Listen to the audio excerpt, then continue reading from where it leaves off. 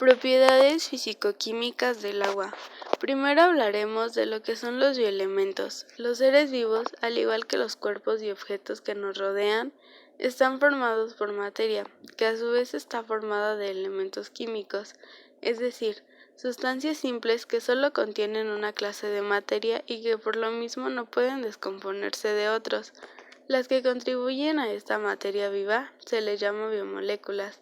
Estas de igual manera se integran por átomos de otros elementos llamados bioelementos por las mismas razones. Macroelementos, también llamados bioelementos primarios. De los elementos naturales que se conocen, 6 participan en mayor proporción en la composición de la materia que contribuye a la célula y con el azufre, fósforo, oxígeno, nitrógeno, carbono e hidrógeno. Microelementos, también llamados bioelementos secundarios, participan en la composición de molécula celular, solo que en menor proporción. No se puede prescindir de ellas, ya que su carencia puede provocar serios trastornos al funcionamiento de las células. Entre los microelementos se encuentra el sodio, magnesio, calcio, potasio y cloro. El agua. El agua es mucho más importante para las reacciones metabólicas y catabólicas del cuerpo y apenas podemos sobrevivir una semana sin beberla. Además de ser de ayuda para los humanos, también es de vital importancia para los demás seres vivos.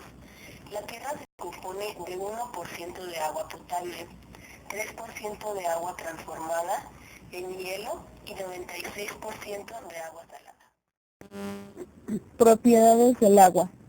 Su estructura molecular está compuesta por un átomo de oxígeno y 2 de hidrógeno.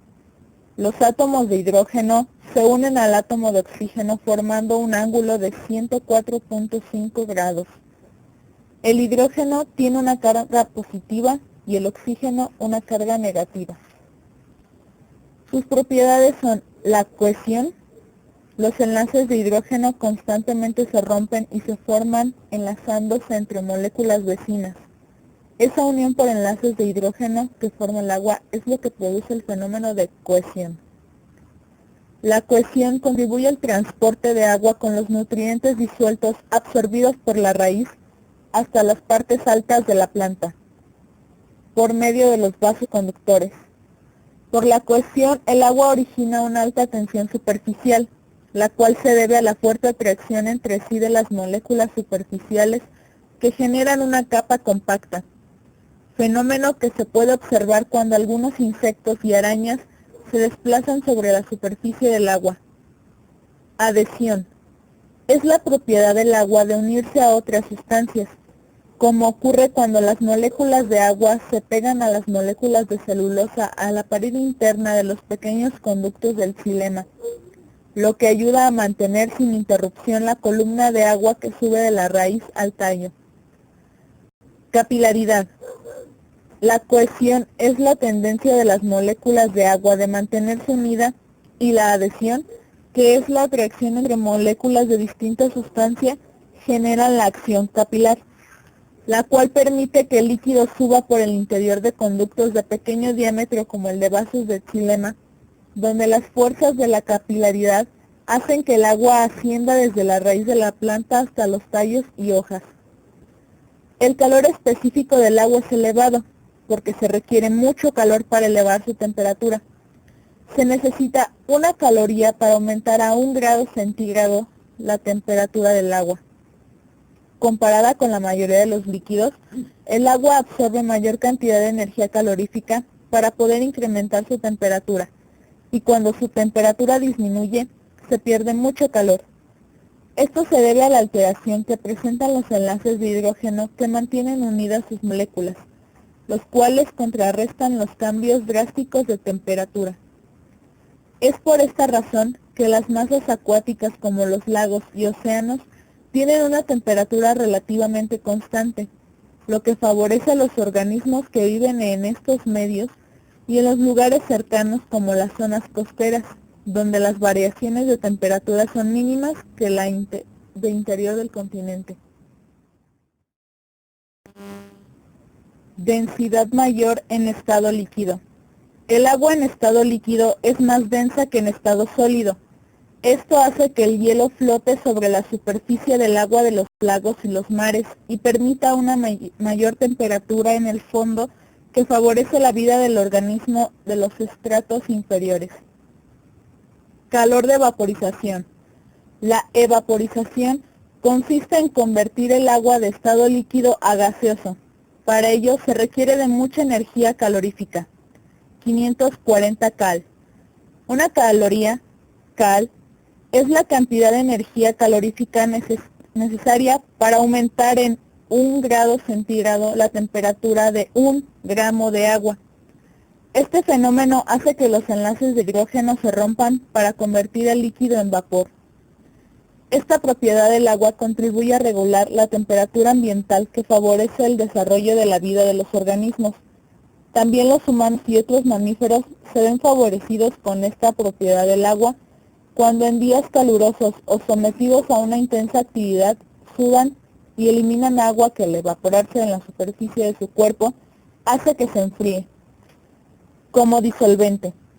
El agua disuelve muchas sustancias cuando sus moléculas se agrupan alrededor de las moléculas que disuelve y las separa en forma líquida. Por ejemplo, cuando en un vaso de agua se le agrega un poco de sal de cocina, cuya molécula se mantiene unida por la atracción eléctrica entre los iones de sodio Na positivo con cargas negativas y el iones de cloro negativo con cargas negativas, los cristales de sal se separan en sus iones sodio positivo y cloro negativo. Cada ion se une al extremo negativo de una molécula de agua y los iones negativos al extremo positivo de otra molécula. De esta manera, los iones se dispersan en el líquido. Las sustancias con tendencias a interacción con el agua, es decir, que son afines al agua, se les llama hidrófilas, por ejemplo la sal y el azúcar. En cambio, las que rechazan el agua, como el aceite, se les llama hidrófobas. La cera, que se encuentra en la superficie del haz de la hoja, rechaza el agua, por eso por las mañanas es frecuente observar gotas de agua en esa superficie formadas por el rocío. Reacciones bioquímicas. El agua participa en la mayoría de las reacciones bioquímicas de la célula, como la respiración, la nutrición y la excreción.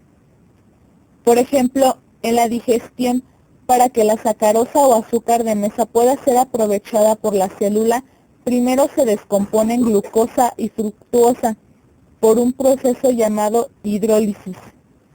Y en la fotosíntesis, por descomposición o disociación de la molécula de agua llamada fotólisis, los hidrógenos son transportados y utilizados en el proceso y el oxígeno es liberado al ambiente. Ahora bien, el agua ya sabemos que es incolora, insípida e inodora. Su punto de congelación es 0 grados centígrados. Su punto de ebullición es 100 grados centígrados. Su presión crítica es de 217.5 atm, que significa presión atmosférica. Su temperatura crítica es de 374 grados centígrados. ¿Por qué el ácido sulfídrico no puede ser agua? Porque este es un gas altamente tóxico, inflamable y odorífero. Su olor es el de materia orgánica en descomposición, similar al olor en huevos podridos, además que es más pesado que el oxígeno.